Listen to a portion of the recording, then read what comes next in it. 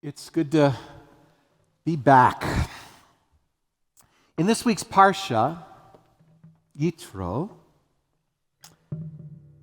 we receive the Aseret HaDibrot, the 10 utterances, the 10 commandments.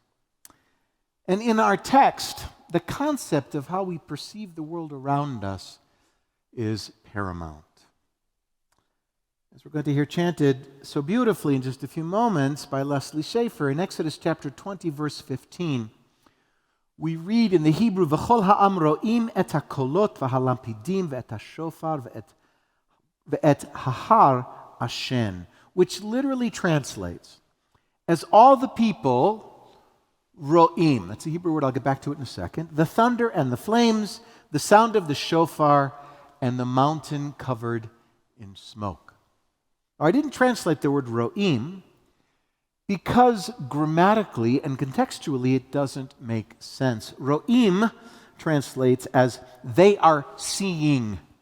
In other words, the literal direct translation of the text could be, or should be, or would be, is, and all the people are seeing the thunder and the flames, the sound of the shofar, and the mountain covered in smoke. So there's lots of problems with this text. Number one, how do we see thunder, and how do we see the sound of the shofar? Shouldn't it have been the people heard the thunder and the shofar? And grammatically, shouldn't the text read, and all of the people saw the thunder? Why is it in the present tense? Why are our senses so jumbled? Well, rabbis have several thoughts on why the text is so strange. Rashi, the medieval commentator, ever the literalist, wrote that at the moment of the giving of the 10 commandments, all of the Israelites gained superhuman powers. They could see thunder and hear colors. In addition, all the disabilities that the Israelites had were erased. Later on, modern Reform Jewish theologians taught that revelation is an ongoing process that didn't end at Sinai. It continues to this very day. Hence the fact that it is written in the present tense. Okay, now those are interesting ways to look at our text. Perhaps another perspective might be the fact that the moment that we received the 10 commandments changed everything.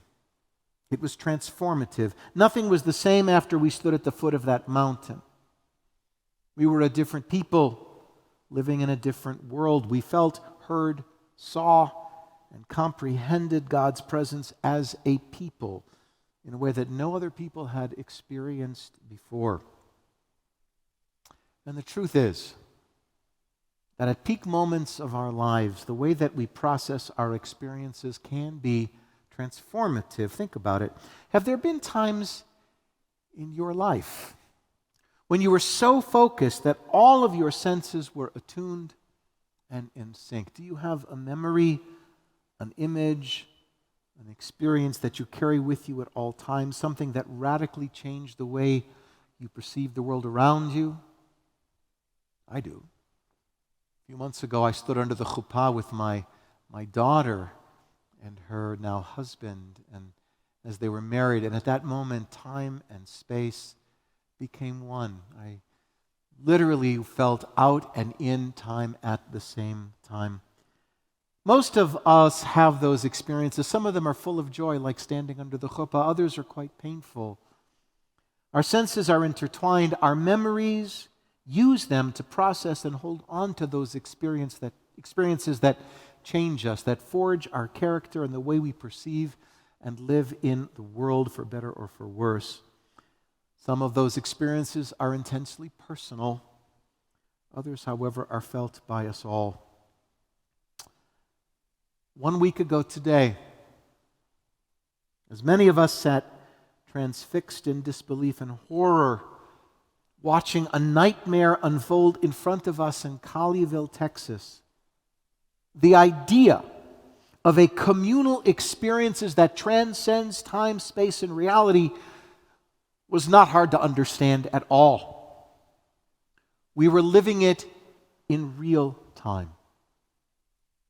The 12 hours that Rabbi Charlie Citron Walker and 3 of his congregants were held captive by a delusional anti-Semitic terrorist sent a ripple throughout the Jewish world that caused us to feel unsafe and vulnerable and acutely aware of the precariousness of so many things that we have taken for granted for so long.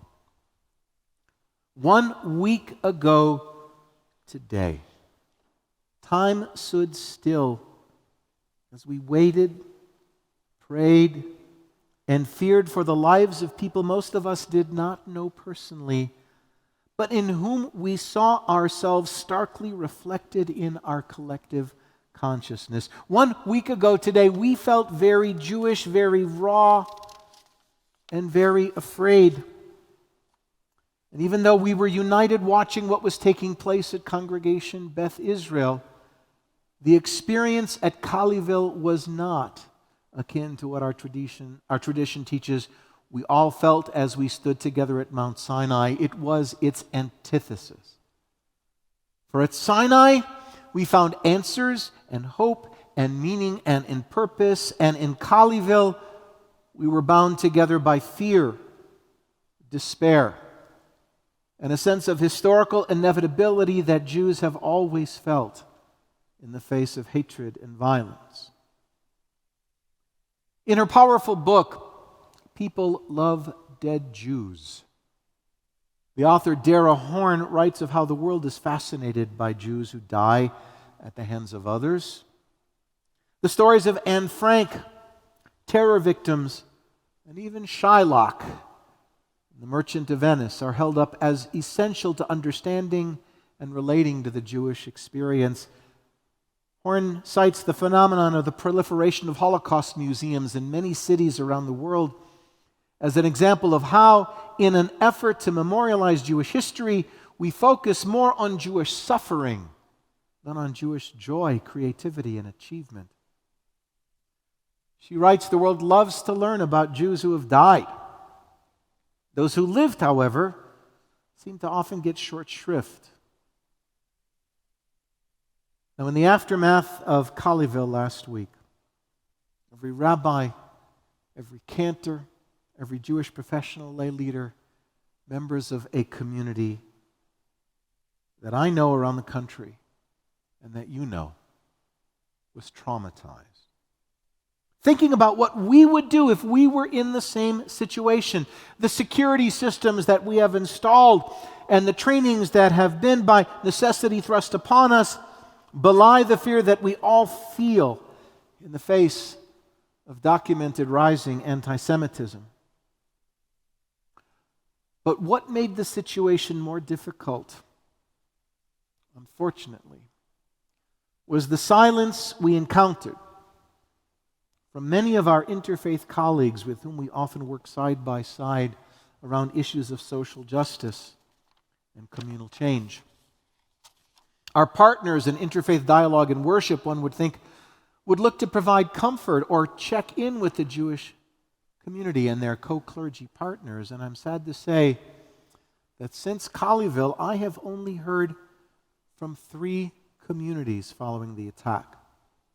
Those were the Mormon Church, 2 African American pastors, and the imam of the Downtown Islamic Center here in Denver.